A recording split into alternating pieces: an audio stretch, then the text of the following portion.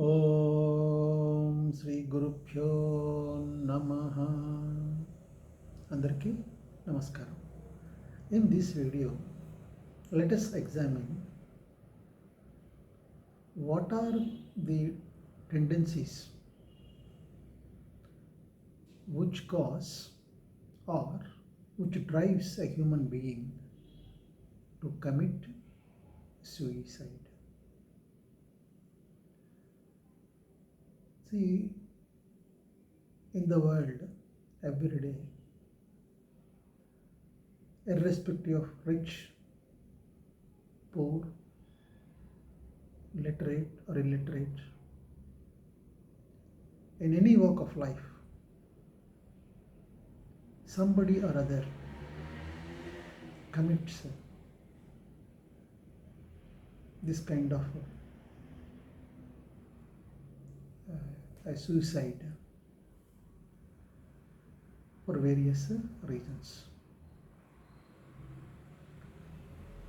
See, why it happens? Why people resort to such a extreme action of ending the life? See,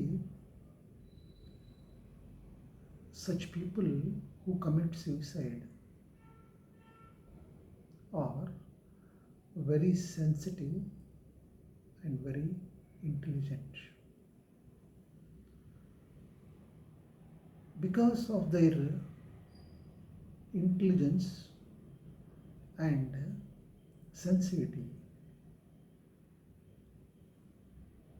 they will not be able to cope up with the people surrounding them or the circumstances around them, and they resort to such a extreme action. Why it happens? Because they fail and they are unable to compromise with the people or with the neuroses of the people around them. What is this neurosis? How does it arise? Neurosis is very simple. It is like this. My family is a great, noble and humble family. So, I welcome all the people who support my neurosis,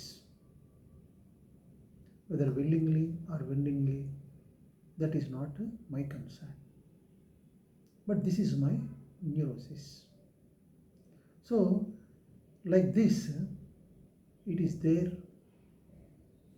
in every field of life, this kind of neurosis. So, people have to willingly or unwillingly compromise their lives or adjust to the neuroses of others to survive in life. Those who cannot adjust or compromise, they resort to such kind of actions. So, we have to sympathize with such people who resort to such extreme actions, because they are very intelligent, they are very sensitive. So, if you want to survive in the present day world, we have to compromise with each and everything, situation or person, whoever we come across in the course of life. So, the main cause of this tendency is sensitiveness. So, then how to react, or how to face, or how to overcome such kind of sensitiveness in life? First, we have to understand what this neurosis is, which is prevailing in the people around us, or in the society, or in any situation. What is this? See, this is a kind of ignorance. A frog in the well feels that there is no other pond than that. So and we laugh at it. When one says like that, we laugh at it. Likewise, we laugh at the people who say that this kind of things, we laugh at them. But there are certain situations in which you have to succumb to their neurosis. If you are able to compromise and surrender to their neurosis, you will be one among them. And if you are not able to compromise with them, they treat you as insane. So, then in such a kind of situation, how to overcome that kind of neurosis of the others? See, when you look them, or the circumstances, or the persons in a higher dimension, treating them as ignorant to the life. So, they're ignorant to the life. They're ignorant to the higher possibilities. They're ignorant to the blissful world outside of them.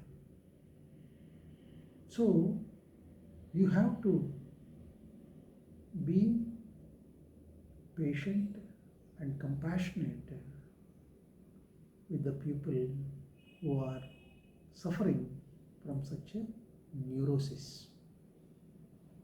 And only by treating them, by feeling them, by knowing them and their ignorance, you will be able to laugh and overcome such kind of a tendency. See, for example, a well-educated person has become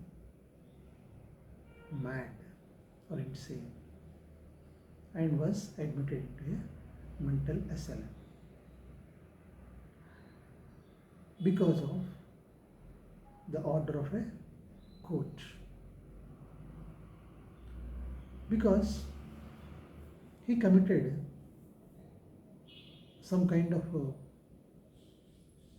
thing which attracts some punishment, and the judge has ordered him to be in the mental asylum for about 9 months. So that is the punishment he has been given to him, because whatever he did is out of his madness. So really he was mad. So after 6 months, accidentally he consumed a bottle of a detergent and fell sick. So he was given treatment for 15 days, and 15 days all through he was fasting because he vomited everything and he could not take anything. So that way the system, the whole system, biological system, got purified because of his fasting. And then after 15 days, accidentally he has become sane, completely a sane person. So he realized it, and then he pleaded with the doctors there in the mental asylum that he has become sane now, he is no more insane, and so please release me. Then they all laughed at him and said, every mad person says the same thing, and we cannot relieve you until your term is over. That is, you have to live here for more than 3 months. Then only you can be relieved from the mental asylum. So that 3 months was in fact a hell for him. Earlier 6 months, since as he was also mad, no problem for him. He survived very happily. He lived with them. But now, after becoming sane, it has become an impossible task for him to be among those mad people or patients. Because he was having a very strong will. He could survive those 3 months and came out. That's a different story. The point is, even though you are sane,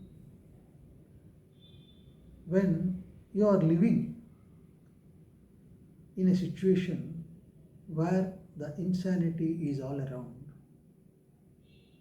you have to notice that insanity, and you must be sane inside and appear as insane outward, so that the crowd or the people around you do not have any suspicion about your inner sanity. That is how you have to live in the world. So the other point is, birth, love and death are 3 vital points in life. The birth has already happened and we cannot do anything about it. And love means you can only fall in love.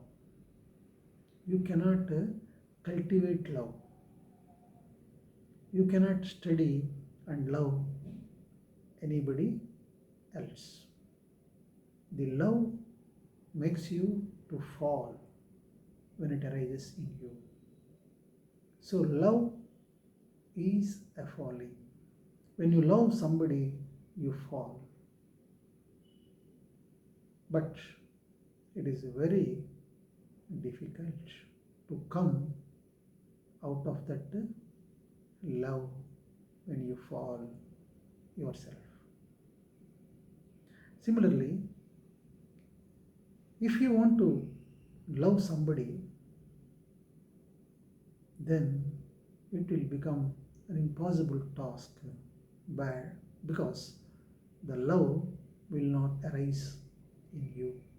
It is very difficult to love a person for whom no spring sprouts within.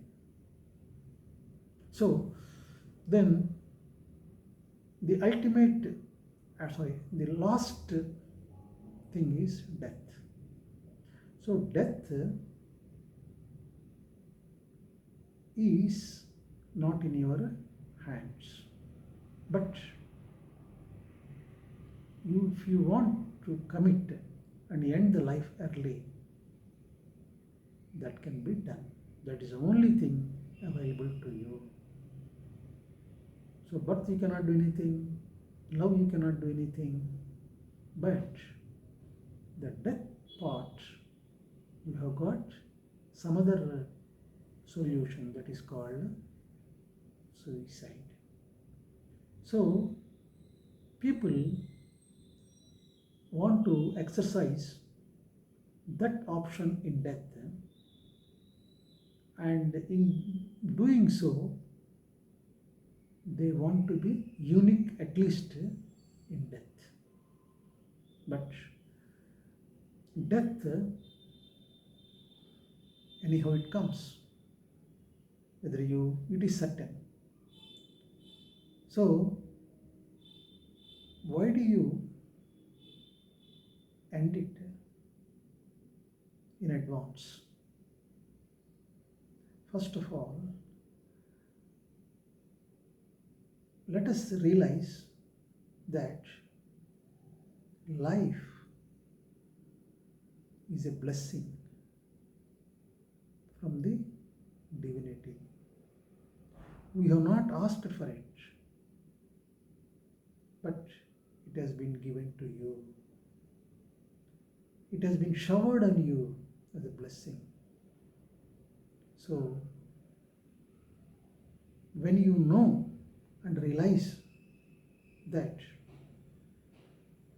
the birth and the life happens and happened beyond your ordinary consciousness, you do not know, and you are not informed, and you are not consulted, but it has been showered on you. So when you feel that life is a blessing, that birth is a blessing, and when it happened and we are not aware of it, everything was arranged by the Almighty in the form of mother, in the form of father, in the form of near and dear. Everything was arranged. See, long before you were born, your parents were created. They were there on the earth. So everything was arranged like that. So what for we are grieving for? You are a unique child of the Lord. So, whatever the suffering you feel, whatever the circumstances you are facing or undergoing, they're all man made, they're all your imagination. See, a life, a life cannot be given by anybody else on the earth except the divinity. Such a precious life, did you ever thank the God? So, He has put a natural instinct of survival. And when even overcoming that survival instinct and treading the path of ending the life, we don't know what we are doing. Such people do not know what they are doing because they know everything, they feel, they understood the life. So they have decided and concluded that they cannot survive in this life anymore and want to end their life. But remember, remember your source of life. Remember the Creator. Remember the mercy of the God. Remember the beautiful moments you had in your life. So, whatever the situations, you have to remember, recollect the mercy, the compassion, the love of that Almighty. So, whatever comes, it's only a fleeting pause, a fleeting wave, a flowing phase. So, whatever the situations, whatever you feel, remember, forget all the past, or rather, die to the past. Die, learn to die every moment of life to the past and go on living as fresh as possible. Be reborn again every moment. Die to every moment of the past. This way, you can refresh your life, change your life, change the pattern of your life, invoke God,